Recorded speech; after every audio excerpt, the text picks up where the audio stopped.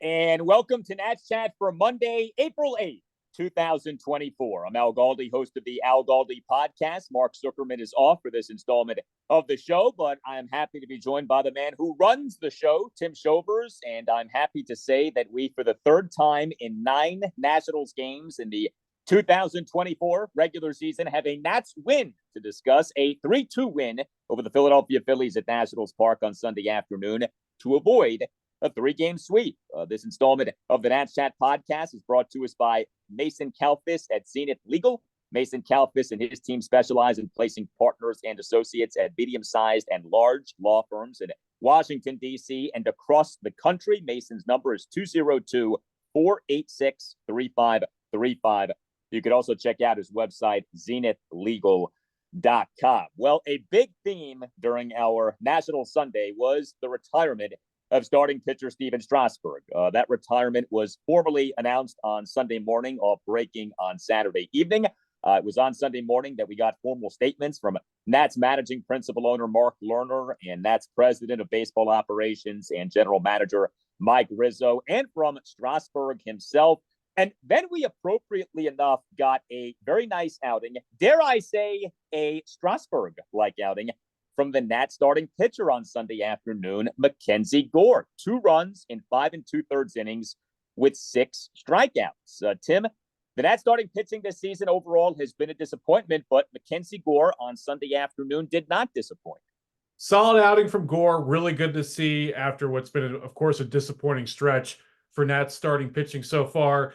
And, you and Mark talked about in the previous episode that the Nats starters have not taken advantage of the cold weather thus far. Here we have our warmest and best weather of the homestand. And of course, that's when we get the best outing from a starting pitcher this week. It's odd how that can work out, but that is how it worked out. I give Gore a lot of credit. Now, he wasn't necessarily hideous in his first start of this regular season, but it was mediocre. And what you wanted was a truly good outing from a Nats starting pitcher. We had not really had that yet. I do believe that we now can say that we have had that. Now, it only lasted for the 5 2/3 innings, but 2 runs in 5 2/3, 6 strikeouts versus 2 walks. He gave up just 5 hits, which were comprised of a homer and 4 singles. He threw 92 pitches, 58 strikes versus 34 balls. Gore, in the top of the second, allowed a run on a walk and 2 singles, so the second of which was a 2-out RBI single by Edmundo Sosa to left field for a 1-0 Phillies lead. And Gore, in the top of the 5th, allowed a run on a 1-out solo homer by Sosa to left center to tie the game at 2. That was an impressive homer by Sosa, 412 feet per StatCast. But I was very happy to see this. And you look at what's coming up for the Nats. Now, they have this 9-game trip out west. The West usually gives you pitcher's ballpark. So it is an opportunity for your staff to get right. Now, I say that recognizing that the last of the 3 series out west comes against the mighty Dodgers. So you face a lineup like that can undo whatever ballpark effects might be playing to your favor. But I would like to think 3 games at San Francisco, 3 games at Oakland especially, and then the 3 games at the Dodgers. Maybe now we can see this rotation get to a better place. Well, definitely with the middle part of that road trip with Oakland. I mean, not a big lineup there. It's going to be quite the whiplash going from the Oakland A's lineup to the LA Dodgers lineup. And then I haven't looked at the weather, but I would have to imagine that for mid-April, you're going to have some cold weather in the night games in San Francisco along the bay. So, which would, of course, lead to a pitching advantage there. Either way, though, I don't know the San Francisco Giants top of the order offhand, but I can tell you it's not as good as the Philadelphia Phillies. So the Nats really had their hands full this weekend. So did Mackenzie Gore on Sunday. So that's really encouraging that he was able to get the victory facing such a powerful lineup. Yeah, one of the things that sabermetrics do not account for that I think someone should come up with a stat to account for is quality of opposition, because they have stats that adjust for your ballpark, that adjust for your offensive environment, but there is no stat, as far as I know, that adjusts for quality of opponent. And I think that's the thing with a game like this by Gore. It's against a team that can hit. We know that. Now, the Phillies aren't off to a great offensive start, but we know that this is a good hitting lineup. There certainly has been a team that has hit well against the Nats in recent years, and Gore did a nice job against these guys on Sunday afternoon. So hopefully a sign of things to come. And the Nats bullpen on Sunday afternoon was really good. The bullpen liked the rotation. really hasn't been that good. Ended up having a pretty good series in this series against the Phillies, but this might have been the best performance by the Nats bullpen in this regular season so far. 3 Nats relievers combined for 3 1/3 scoreless and hitless innings with 4 strikeouts. Jordan Weems 1 1/3 perfect innings. Hunter Harvey tossed a perfect top of the 8th with 2 swinging strikeouts. And then Kyle Finnegan tossed a scoreless top of the 9th for the save. Now, the first out that he got came on a great leaping catch by left fielder Jesse Winker against the outfield wall on a deep fly ball off the bat of Trey Turner. And Finnegan did issue a 2-out walk at JT Realmuto. So this was not a clean inning by Finnegan, but it was a scoreless inning. He got the save, and the bullpen did a good job in this 3-2 win. Yeah, really encouraged by Jordan Weems' start to the season so far this year. Davey showed a lot of confidence in him. This is clearly a win that they wanted to have, and so he's the guy he chooses to use in front of Harvey and Finnegan. It seemed like for a few years, Weems was sort of every few days you'd get an email that Jordan Weems was being recalled from Rochester or sent down to Rochester. But now here he is, getting a stable spot in the bullpen. So I really like that a lot. And the Finnegan part, which I really enjoyed, you mentioned the help that he got from Winker, but there are days where we get lights out Kyle Finnegan. There are days where we get not so lights out Kyle Finnegan. This was somewhere in between, working with just a narrow 1-run lead. He held on to it. So encouraged by that, because as we know, sometimes when he doesn't get that early start, things can fall off for Finnegan. Yeah, and to your point about Weems, I think if for whatever reasons Kyle Finnegan and Hunter Harvey falter and are not the Nats' top 2 ace relievers, I could see Weems at some point this season getting one of those spots. I also could see Robert Garcia at some point this season getting one of those spots, just because those guys can strike guys out. Those guys have demonstrated an ability to put forth swing and miss stuff and to be dominant at times. And Garcia, I know he hasn't been lights out in every outing so far this season, but like go back to the 5-2 loss to the Phillies on Saturday. Garcia scoreless top of the 8th, strikeouts of Bryce Harper and JT Realmuto. So, I mean, you need guys beyond Finnegan and Harvey on whom you can rely. And maybe, and it's a maybe, look, we know how it is with these relievers. They're so fickle, right? But maybe guys like Weems and Garcia can be those guys. All right, the Nats offense. So first 2 games, no bueno, right? A combined 2 runs, a combined 6 hits. Sunday afternoon wasn't great, but it was better. First of all, the Nats won.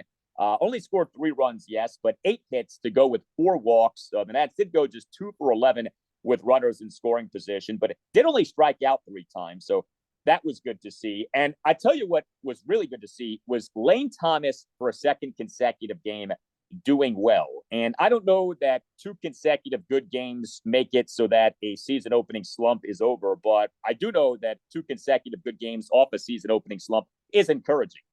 Lane Thomas in that loss on Saturday, 2 for 3, 2 singles and a walk. And Lane Thomas in this win on Sunday afternoon, 2 for 3 with 2 singles and a walk, and 3 for 3 on stolen bases. He was the Nats' number 3 batter for this game, off being the leadoff batter on Saturday. No CJ Abrams for a second consecutive game with that finger injury. That's a bit concerning. Hopefully an injured list is not is not in his future. We'll see.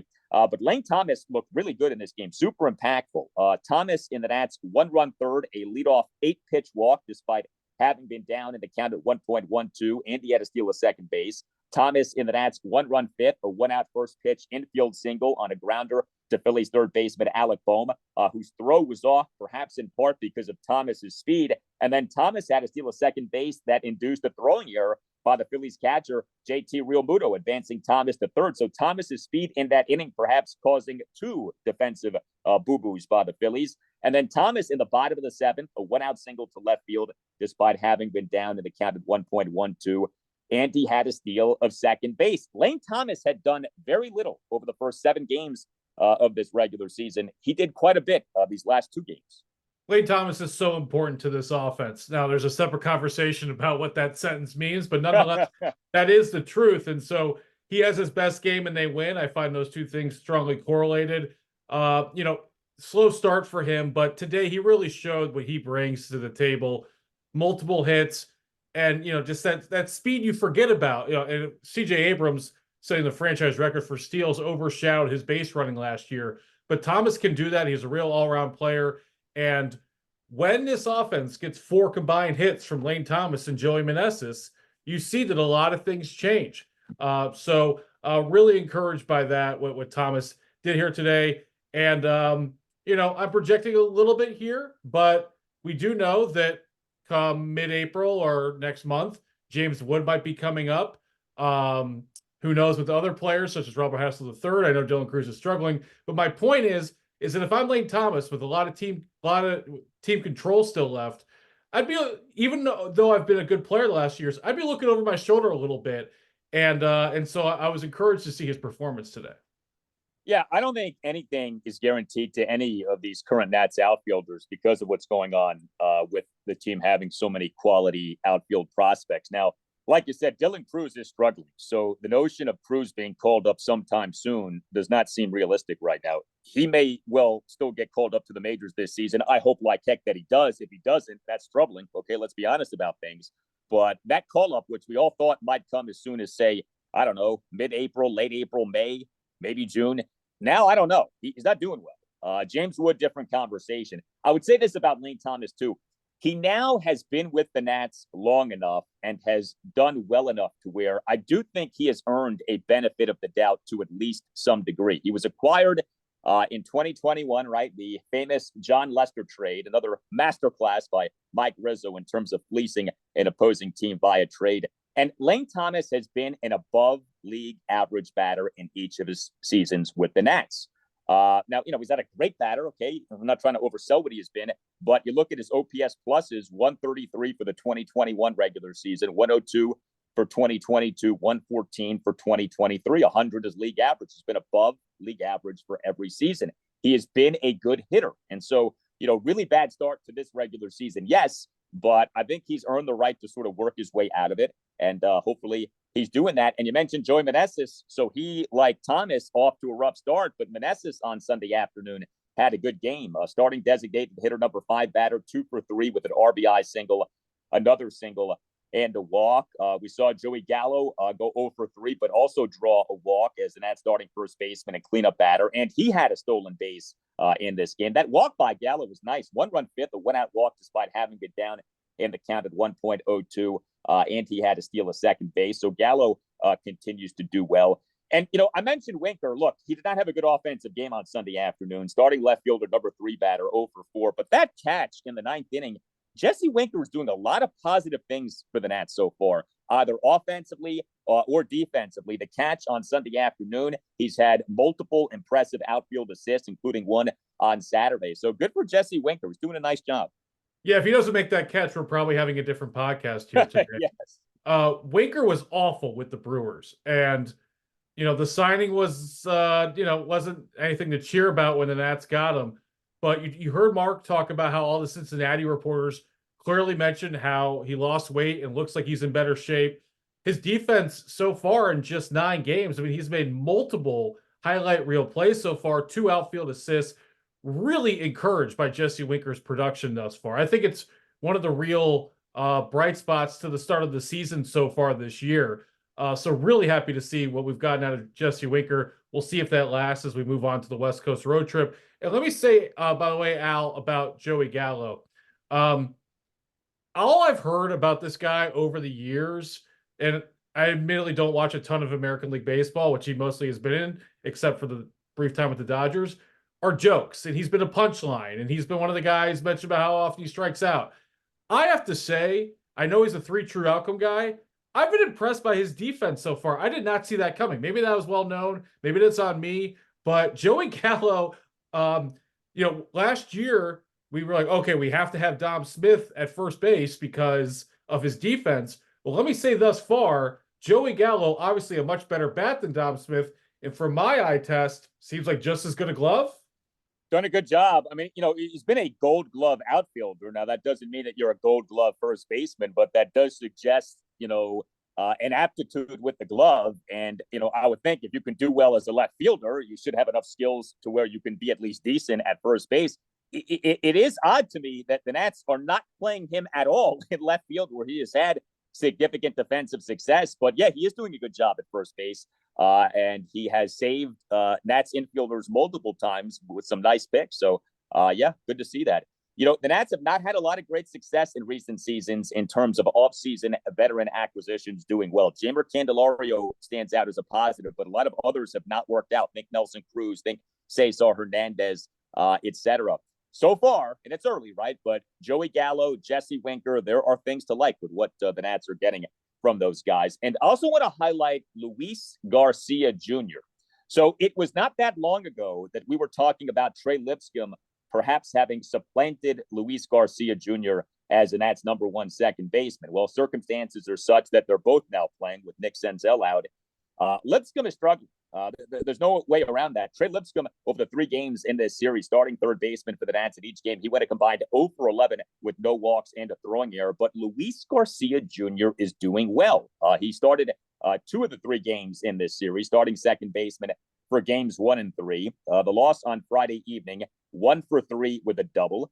And Garcia in this 3-2 win over the Phillies on Sunday afternoon, 1 for 4 with an RBI single. Garcia in the Nats' 1-run second, a 2-out opposite field RBI single through the left side of the infield to tie the game at 1. Your OPS for Luis Garcia Jr. so far this regular season, 902. Now, that is aided greatly by him having a team-high 5 doubles, but he is hitting, and we know he can hit. Now, he also can go ice cold, and we have seen that in recent seasons as well. But the guy has talent.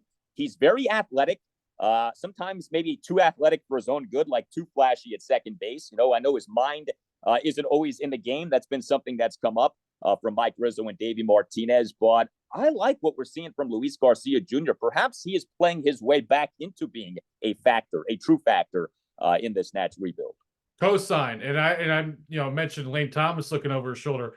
Luis Garcia definitely has to look over his shoulder because Brady House in the minor leagues, and then Trey Lipscomb already getting called up. So, if Lipscomb's part of the plan for the future, does Lipscomb move to second base? So the hot start by Garcia, who, last year, that embarrassing demotion, I think embarrassing is the proper word because it kind of came out of nowhere when he was sent down to AAA.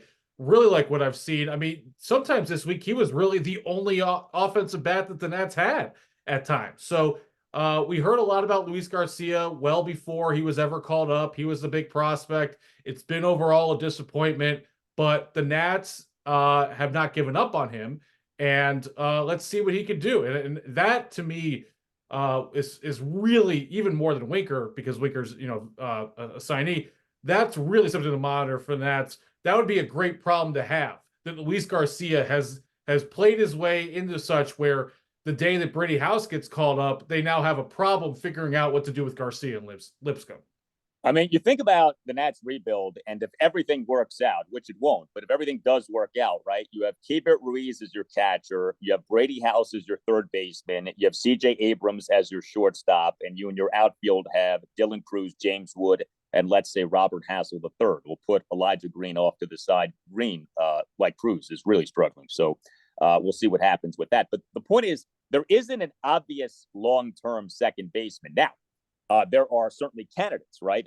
But there isn't like that one supreme prospect who right now you would identify as the guy most likely to be the Nats' long-term second baseman. Garcia can be that guy. There's an opportunity for him. Now, it's competitive. You got Yo-Yo Morales. You have Trey Lipscomb. So it's not like this is just going to be gifted to Garcia, but he can stake his claim for that job long-term. And, I'd love to see him do that. We'll see. He's off to a good start. So encouraging with what we're getting from him. So next up for the Nats, the 9-game trip out west, beginning with a 3-game series at the San Francisco Giants. Game 1 Monday night at 9:45. Trevor Williams will be the Nats starting pitcher. Game 2 Tuesday night at 9:45. Josiah Gray will be the Nats starting pitcher. And Game 3 Wednesday afternoon at 3:45. Patrick Corbin will be the Nats starting pitcher. There was so much Strasburg conversation on Sunday, and justifiably so. A lot of honoring of him, a lot of commemorating of all the great things that he did. We did have a brief session with reporters from Mike Rizzo prior to the game. First time that Mike has spoken to reporters in a collective on-the-record session since the start of this regular season. I was thinking about this. I'm interested in your take on this. So I don't think you could say that Steven Strasburg has been the Nats' best player since the franchise came to DC. I think that honor goes to Max Scherzer. I don't really know how you argue otherwise. Max is going to go into the Hall of Fame as a Nat, we would think. You can't say that with certainty about anyone else who has been here since the Nats came here. But if I ask you who has been the biggest star for the Nats since the franchise came here, star is different than best player, right? So star can mean different things to different people. You have multiple candidates. You certainly could say Max Scherzer. You could say Bryce Harper. You could say Ryan Zimmerman.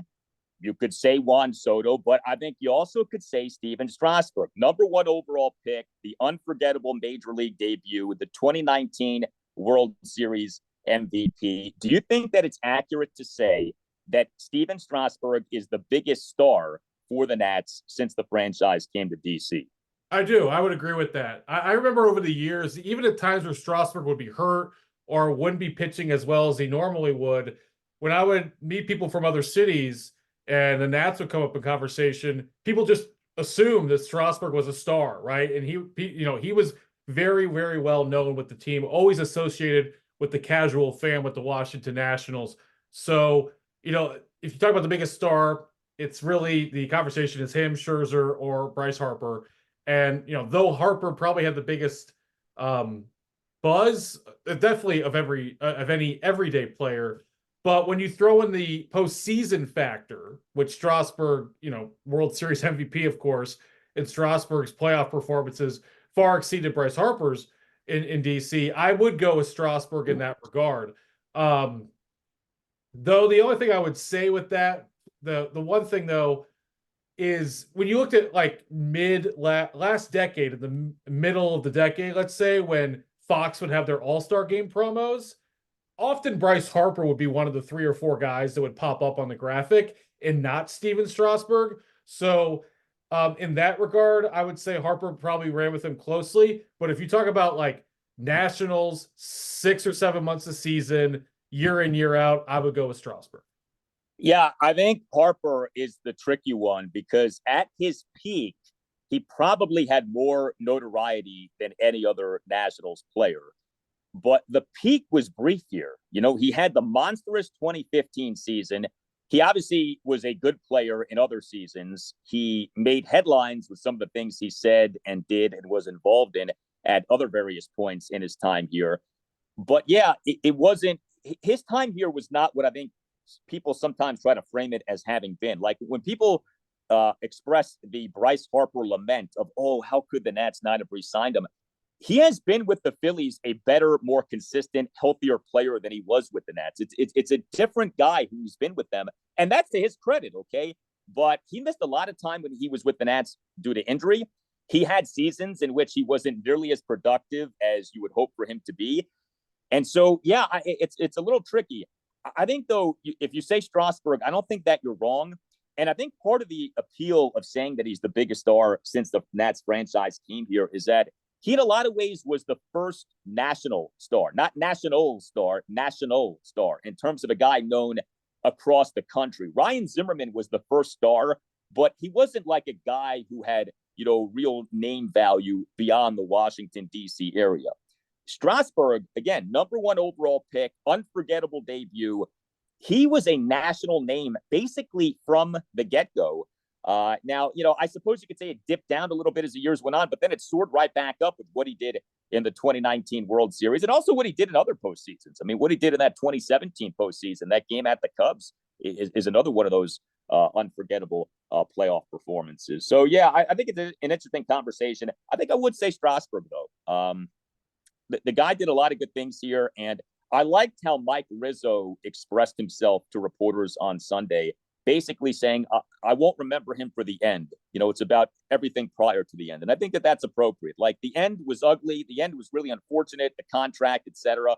But that's not what he should be most remembered for. It's what led to that contract. It's what led to him being so well regarded by so many Nationals fans. And I don't think that'll be lost. I think if/when he takes part in this 5-year World Series championship team celebration, April 19th through the 21st, he is going to get a massive ovation at Nationals Park. And I hope like heck he's involved in that weekend because I think that could be a really special moment. Yeah, a few things on Strasburg because I moved here in 2010 and I was at the debut in the stands, and it's the best regular season sporting event I've ever been to. And the only baseball games that eclipse it are the World Series. And I've been to a lot of really good, a lot of good baseball games, fortunately, in my life. And I talked to a lot of people who were at the debut, and they agree with it. It was such a special evening, and the Nats were such a joke the first few years, other than the first half of 2005, and everything changed with that. And all of a sudden, the Nats were a real team. And it was the first time I realized, wow, DC could be a baseball town, because it was a very slow start with DC in baseball when the Nats moved from Montreal. Quick aside, you talk about Zimmerman being a star. The peak of Zimmerman's career was during those lean years for the Nationals. And it was sort of like the only time you would ever hear Ryan Zimmerman's name were outside of DC, were from like real seamheads that were really paying attention. But I think the casual fan in 2009 or 10, whatever, didn't really know who Ryan Zimmerman was that much, other than maybe his name in passing. One last thing on Strasburg, I just want to say, Al, believe it or not, I was on TV at NBC Sports Washington after Game 7, the night that the Nats won the World Series, and I'm sitting in studio during commercial break, and we're waiting to see who the MVP would be, and it flashes up that Strasburg wins World Series MVP. And I remember sitting there saying, wow, because, I follow, just like you, the day in and day out saga of Steven Strasburg, and a lot of highs, but man, there were a lot of lows, right, over the years. And just thinking that, if you zoomed out, you're like, okay, he had that massive debut, Cy Young finalist, World Series MVP. He lived up to his number one pick status. But if you followed it day by day, there were so many lows, and it just really struck me funny that he had World Series MVP attached to it. It was so well deserved. But if you didn't follow the real ins and outs of it, you didn't. I don't think you could really appreciate what that was, because man, there were some tough times there. A lot of injuries, a lot of tough stretches. And so I was just so happy for him when he won World Series MVP. I don't know how else to say it. Yeah, him winning World Series MVP certified him as a hit, as a number one overall pick. If he doesn't win that, if the Nats don't win that World Series, if he doesn't have the postseason resume that he amasses, I think it becomes a conversation about whether or not he truly was a hit as a number one overall pick, because he missed so much time due to injury. But because he did what he did over multiple postseasons and won a World Series MVP, you really can't mount the horse of, well, he didn't work out as much as he should have. Like, no, he worked out. Okay, he worked out just fine. Is he a Hall of Famer? No, but I don't think that's the standard that you apply to a draft pick working out, even a number one overall pick working out. He was a very good pitcher. I mean, to me, he's the third best pitcher in Washington, D.C. baseball history. Walter Johnson is number one. Max Scherzer is number two. Steven Strasburg is number three. I think it's as simple as that. If you're the third best pitcher in the history of a major city in this country, you did something right. And he did a lot of things right. And he has a lot to be proud of. So I'm glad that he's getting his flowers off this retirement that finally is official with what happened this weekend. You tell us what you think. Hit us up on X at Nats_chat. You can email the show, natschatpodcast@gmail.com. You can find us on YouTube. Just search Nats Chat. Our YouTube handle is at Nats Chat Podcast. And please consider clicking on the thumbs up button. And please consider clicking on subscribe. Subscribing costs you nothing, but helps us out a lot. We have a website that we invite you to check out, natschatpodcast.com, at which you can buy a Nats Chat Podcast t-shirt. And if you are interested in sponsoring the show, sponsoring a particular episode after a particular game, or sponsoring the show during a particular series, hit up Tim. Again, that email address, natschatpodcast@gmail.com. All Nationals radio highlights on Nats Chat are courtesy of 106.7 The Fan. For Tim Shovers, I'm Al Galdi. We thank you for listening, and we'll talk to you next time on the Nats Chat Podcast.